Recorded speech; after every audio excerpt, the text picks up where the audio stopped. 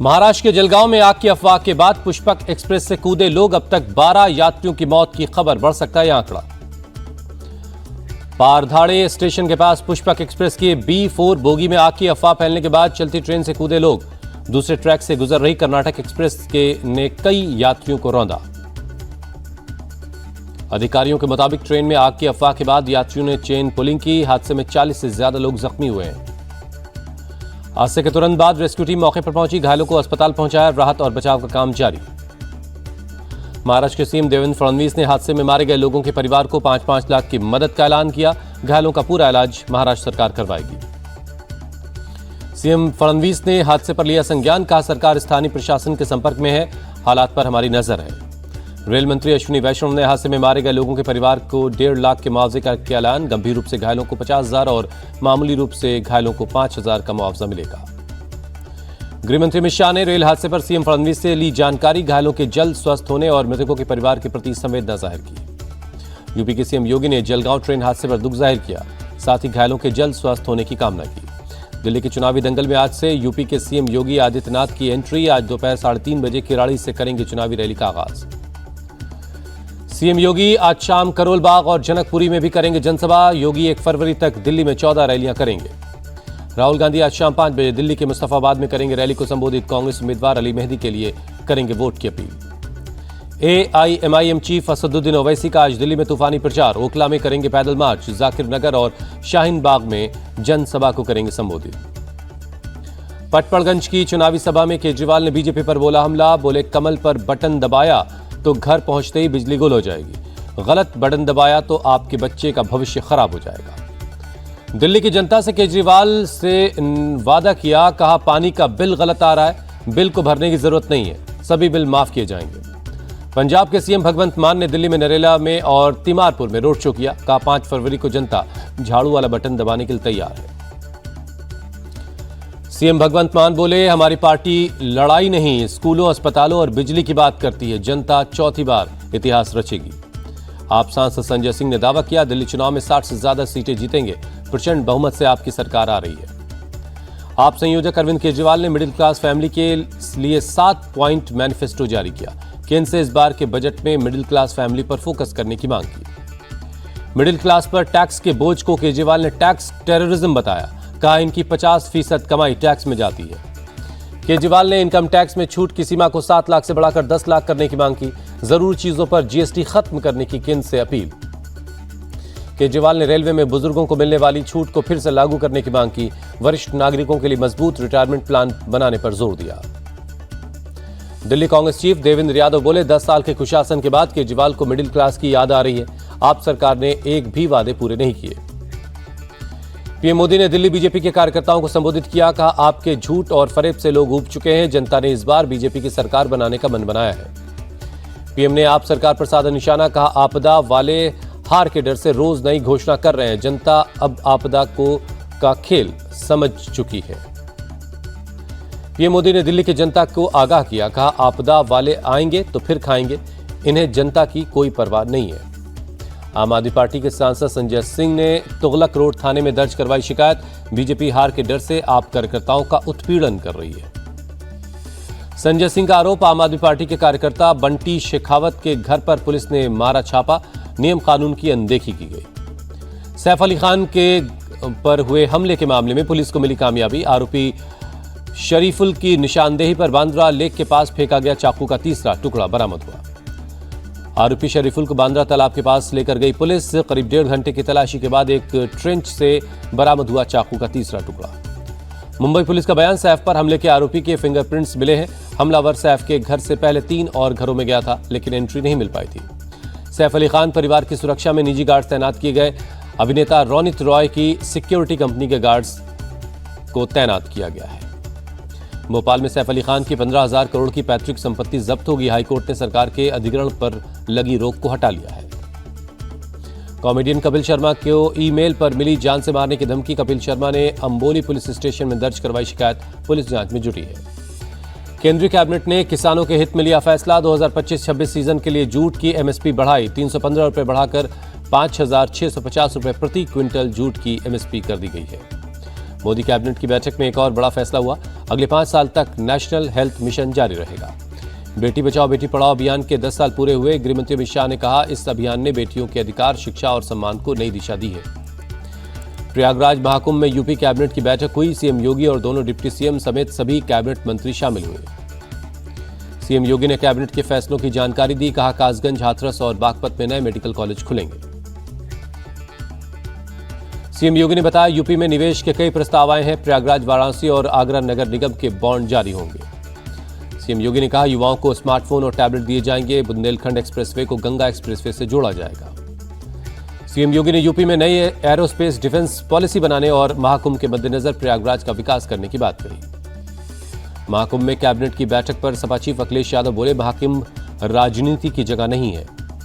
अखिलेश यादव के बयान पर डिप्टी सीएम केशव प्रसाद मौर्य भड़के, कहा अखिलेश को मानसिक रोग है, गंगा मैया उन्हें सद्बुद्धि दें। डिप्टी सीएम ब्रजेश पाठक बोले, अखिलेश पूरी तरह पटरी से उतर चुके हैं, वोटों के तुष्टीकरण के लिए सनातन के खिलाफ बोलते हैं। अखिलेश को यूपी के मंत्री दानिश अली ने जवाब दिया, कहा सपा ने हमेशा देश और यूपी की जनता को निराश किया है। केंद्रीय मंत्री कीर्तिवर्धन सिंह ने भी अखिलेश यादव पर किया पलटवार, बोले कुंभ में जिसकी आस्था है वो कभी ऐसा नहीं बोलेगा। भारत के प्रति राष्ट्रपति ट्रंप के नजरिए पर विदेश मंत्री एस जयशंकर का बयान, द्विपक्षीय रिश्तों को दे रहे हैं प्राथमिकता। क्वाड मीटिंग के अलावा भारतीय विदेश मंत्री जयशंकर ने अमेरिकी विदेश मंत्री मार्को रूबियो के साथ द्विपक्षीय बैठक की। टेक्नोलॉजी, रक्षा सहयोग, एनर्जी समेत कई मुद्दों पर बातचीत हुई। मार्को रूबियो ने जयशंकर से बातचीत में भारत से इर्रेगुलर माइग्रेशन पर चिंता जताई, भारत के साथ व्यापार पर जोर दिया। अमेरिकी राष्ट्रपति ट्रंप की एनर्जी पॉलिसी पर बोले केंद्रीय मंत्री हरदीप सिंह पुरी, अमेरिका से भारत में ज्यादा तेल आयात की संभावना है। किसान नेता सरवन सिंह पढ़ेर ने 26 जनवरी को लेकर दिया बयान, का पूरे पंजाब में कई जगहों पर किसान करेंगे प्रदर्शन। किसान नेता ने किया 24 और 25 जनवरी को महापंचायत का ऐलान, 30 जनवरी को शंभू बॉर्डर की तरफ कूच करेंगे बड़ी संख्या में ट्रैक्टर। छत्तीसगढ़ के गरियाबंद में नक्सलियों के खिलाफ ऑपरेशन खत्म हुआ, जवानों ने लगाए भारत माता के जय के नारे। छत्तीसगढ़ पुलिस के मुताबिक ऑपरेशन 16 में 16 नक्सली मारे गए, जबकि 2 जवान जख्मी हैं। AK-47, SLR, इंसास समेत कई हथियार बरामद हुए। नक्सलियों के खिलाफ सफल ऑपरेशन से वापस लौटे जवान, सुरक्षा बलों ने बताया बड़ी कामयाबी। जवानों के मुताबिक 4 दिनों से ऑपरेशन चल रहा था। छत्तीसगढ़ के सुकमा में कोबरा बटालियन और CRPF को मिली बड़ी कामयाबी, 21 IED और ग्रेनेड लॉन्चर समेत कई हथियार बनाने के उपकरण भी बरामद हुए हैं।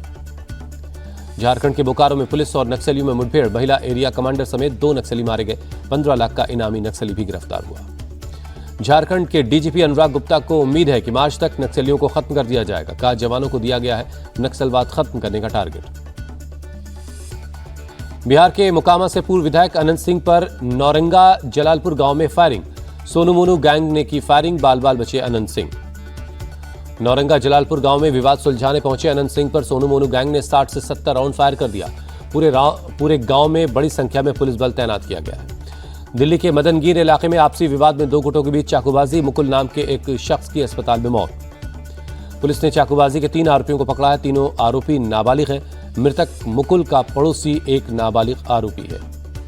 पुणे के पिंपरी चिंचवाड़ में एक कार ने एक महिला और उसके बच्चे को मारी टक्कर, महिला को हल्की चोट आई, बच्चे को हुआ फ्रैक्चर। मध्य प्रदेश के इंदौर पुलिस ने 7 बदमाशों का मुंडन करवाकर ढोल नगाड़ों के साथ जुलूस निकाला। बर्थडे पार्टी को लेकर पुलिस से विवाद हुआ था।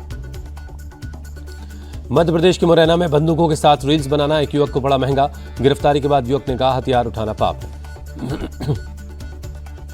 गणतंत्र दिवस से पहले राजस्थान के जैसलमेर बॉर्डर पर हाई अलर्ट, BSF के जवान इंटरनेशनल बॉर्डर पर लगातार चौकसी बरत रहे हैं।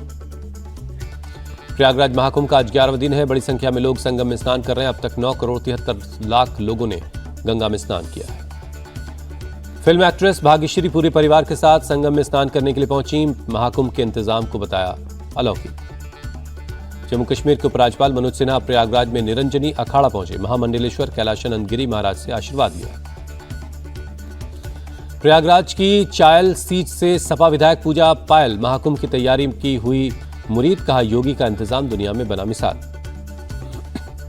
प्रयागराज महाकुंभ में बड़ी संख्या में पहुंचे विदेशी साधु संत अपने अपने पंडाल में भजन कीर्तन कर रहे हैं। महाकुंभ पहुंचे पहलवान बाबा युवाओं को हेल्थ और फिटनेस को लेकर कर रहे हैं जागरूक, युवाओं से देसी खाने पीने की अपील कर रहे हैं। बाबा एक हाथ पर पुशअप्स लगाते हैं। प्रयागराज के महाकुंभ में इस्कॉन ने किया श्रद्धालुओं के लिए भंडारे का आयोजन। मेला क्षेत्र में हर दिन लाखों लोगों को करवाया जा रहा है भोजन। दिल्ली एनसीआर में देर रात हुई बारिश ने बदला मौसम का मिजाज, ठंड बढ़ने की जताई जा रही संभावना। दिल्ली में बेघरों के लिए सहारा बन रहे रैन बसेरे, ठंड से बचाव के लिए लोग रैन बसेरों में शरण ले रहे हैं। 26 जनवरी को अलग अलग राज्यों की झांकियां तैयार हैं, कलाकार लगातार कर रहे हैं प्रैक्टिस। कर्तव्य पथ पर गणतंत्र दिवस परेड में सभी झांकियां शामिल होंगी। दिल्ली में गणतंत्र दिवस को लेकर सुरक्षा के कड़े इंतजाम, पुलिस की टीम ने कई इलाकों में सुरक्षा व्यवस्था का जायजा लिया। गुजरात के वडोदरा में एयर शो का आयोजन हुआ। एयरफोर्स की सूर्यकिरण टीम ने आसमान में दिखाए हैरत अंगेज करतब। महाराष्ट्र के देवलाली में आर्मी का सालाना फायर पावर अभ्यास हुआ। आर्टिलरी रेजिमेंट के अभ्यास में जमकर गरजे स्वदेशी तोप। सालाना फायर पावर ट्रेनिंग एक्सरसाइज में दिखा भारतीय सेना की आधुनिक और स्वदेशी रक्षा क्षमताओं का प्रदर्शन। स्कूल ऑफ आर्टिलरी ने नेतृत्व में का हुआ आयोजन। गुवाहाटी में सेना ने चलाया फ्लड रिलीफ ज्वाइंट एक्सरसाइज आपदा रक्षक। एनडीआरएफ और एसडीआरएफ भी अभियान में शामिल हुए। मुंबई में बाला साहब ठाकरे की जयंती पर दी गई श्रद्धांजलि। उद्धव ठाकरे, आदित्य ठाकरे समेत शिवसेना उद्धव गुट के नेता भी कार्यक्रम में शामिल हुए। सीएम सुखविंदर सिंह सुक्खू की शिमला में अधिकारियों के साथ बैठक, कांगड़ा विकास परियोजना की जानकारी। शिमला में टूरिस्टों की संख्या में आई कमी से टूरिज्म पर पड़ा असर। महाकुंभ और बर्फबारी में कमी से कम संख्या में पहुंच रहे हैं पर्यटक। जम्मू कश्मीर के पुंछ में चलाई जा रही बेटी बचाओ बेटी पढ़ाओ मुहिम, लोगों को जागरूक करने के लिए निकाली गई स्कूटी रैली। कोलकाता की ईडन गार्डन्स में भारत ने इंग्लैंड को 7 विकेट से हराया। 5 मैचों की सीरीज में 1-0 से आगे। भारत की तरफ से अभिषेक शर्मा ने 34 गेंदों में 79 रन बनाए। अभिषेक ने अपनी पारी में 5 चौके और 8 छक्के लगाए। इंग्लैंड के खिलाफ पहले टी20 में भारतीय स्पिनर चमके। 132 रन पर इंग्लैंड को समेटा। वरुण चक्रवर्ती ने 23 रन देकर 3 विकेट लिए। इंग्लैंड के कप्तान जोस बटलर टीम से फाइट करते नजर आए। जोस बटलर ने सबसे ज्यादा 68 रन बनाए। 8 बल्लेबाज दहाई का आंकड़ा भी नहीं छू पाए।